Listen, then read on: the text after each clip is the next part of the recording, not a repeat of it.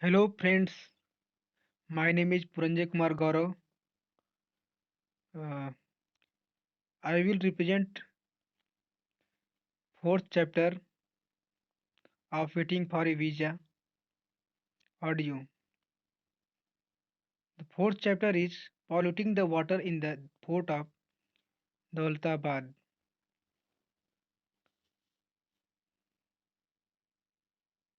In this chapter, Dr. Ambedkar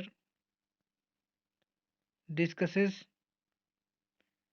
an instance related to polluting the water in the port of Daulatabad. So, let's start.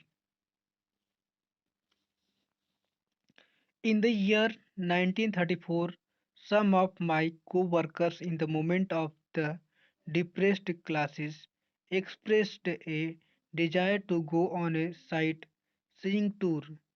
If I agreed to join them, I agreed.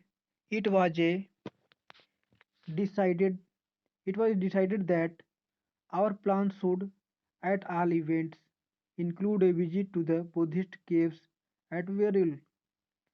It was arranged that I should go to Nasik and should join me the party should join me at Nasik.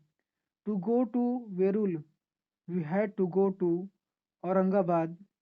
Aurangabad is a town in the Mohammedan state of Hyderabad and is included in the dominion of His Exalted Highness the Nizam. On the way to Aurangabad, we had to first to pass another town called Daulatabad, which is also in the Hyderabad state. Daulatabad is a historical place and was at one time the capital of a famous Hindu king by name Ramdev Rai. Ramdev Rai. The fort of Daulatabad is an ancient historical monument and no tourist while in that vicinity should omit a visit to it. Accordingly, our party had also included in its program a visit to the fort of Daulatabad. We hired some buses and touring cars. We were about 30 in number. We started from Nasik to Yeola, as Yeola is one on the way to Aurangabad. Our tour program had not been announced and quite deliberately we wanted to travel incognito in order to avoid difficulties which an untouchable tourist has to face in outlying parts of the country.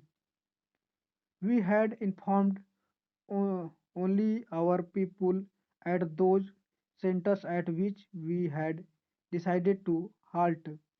Accordingly, although on the way we passed many villages in Nizam's state, none of our people had come to meet us. It was naturally different at Daulatabad. There was people had been informed that we were coming. They were waiting for us and had gathered at the entrance to the town. They asked us to get down and have tea and refreshment first, and then to go to see the fort. We did not agree to their proposal. We wanted tea very badly, but we wanted sufficient time to see the fort before it was dusk. We therefore left for the fort and told our people that would take tea on our return. Accordingly, we told our drivers to move on, and within a few minutes, we were at the gate of the fort. The month was Ramjan, the month of the of fast for the Mohammedans. Just outside the gate of the fort, there is a small tank of water full to the brim. There is all around a wide stone pavement. Our faces, bodies, and clothes were full of dust gathered in the course of our journey, and we all wished to have a wash without much thought. Some members of the party washed their faces and their legs on the pavement with the water from the tank. After these ablutions, we went to the gate of the fort. There were armed soldiers inside. They opened the big gates and admitted us into the archway. We had commenced asking the god the procedure for obtaining permission to go into the fort. In the meantime, an old Mohammedan with wide flowing beard was coming from behind shouting, "The deads, meaning untouchables, have polluted the tank." Soon all the young and old Mohammedan who were near about joined him, and all started abusing us. The deads have become arrogant. The deads have forgotten their religion. The deads must be taught a lesson. They assumed a most menacing mood. We told them that we were outsiders and did not know the local custom. They turned to fire up their wrath against the local untouchables, who by that time had arrived at the gate.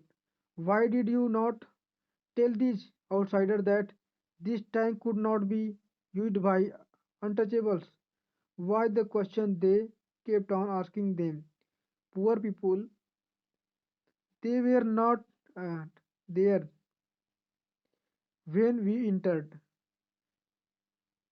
the tank area. It was really our mistakes because we acted without inquiry. The local untouchables protested that it was not their fault, but the Mohammedans were not prepared to listen to my explanation. They kept on abusing them and us. The abuse was so vulgar that it ex- exasperated us. They could easily have been a riot and possibly murders. We had, however, to restrain ourselves.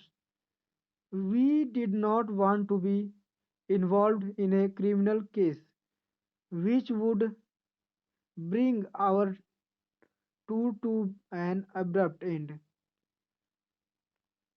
One young Muslim in the crowd kept on saying that everyone must conform to his religion, meaning thereby that the untouchables must not take water from a public tank. I had gone quite impatient and asked him in a somewhat angry tones, "Is that what your religion teaches? Would you prevent an untouchable from taking water from this tank if he became a Mohammedan?" These straight questions seemed to have some effect on the Mohammedans. They gave no answer and stood silent. Turning to the god, I said again in an angry tone, "Can we get into the fort or not? Tell us. If you can't, we don't want to stop."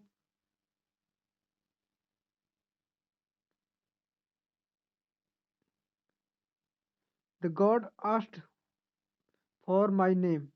I wrote it out on a piece of paper. He took it to the superintendent inside and came out. We were told that we could go into the fort, but we could not touch water anywhere in the fort. and an armed soldier was ordered to go with us to see that we did not transgress the order. We gave one instance to show that a person who is an untouchable to a Hindu is also an untouchable to a Parsi. This will show that a person who is an untouchable to a Hindu is also an untouchable to a Mohammedans. The fourth chapter have over. The next chapter will be continue.